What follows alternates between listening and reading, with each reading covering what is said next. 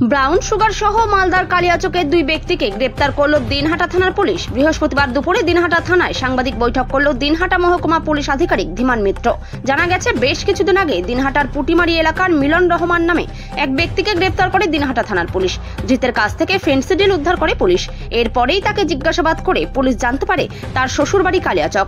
সেই সূত্র ধরে ব্রাউন সুগারের দুই কারবারির সন্ধান পায় পুলিশ। সেই মতো ওত পেতে বসে থাকে পুলিশ। এরপরেই গতকাল রাতে দিনহাটা শহরে সেই ব্রাউন সুগার ডেলিভারি করতে আসে কালিয়াচকের দুই বাসিন্দা।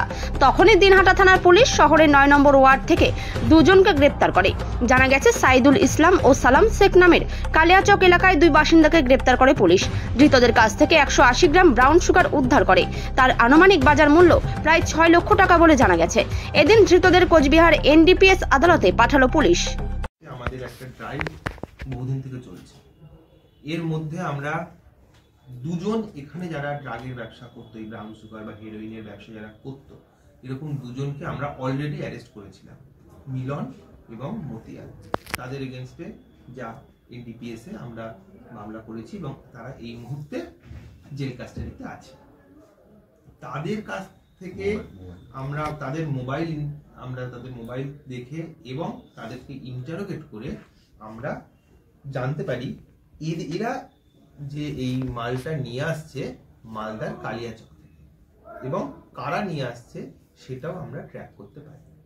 আমাদের ট্র্যাকিং এর সময় দেখা যায় যে এই দুজন, অর্থাৎ সাইদুল ইসলাম এবং সালাম শেখ, দুজনের বাড়ি মালদার কালিয়াচকে, তারা গতকাল এখানে এসেছিল এবং আমরা এদেরকে ট্র্যাক করেই যাচ্ছিলাম এবং ৯ নম্বর ওয়ার্ডের কাছে এদেরকে আমরা রাত্রি ১টা-১.৫টার দিকে অ্যারেস্ট করি।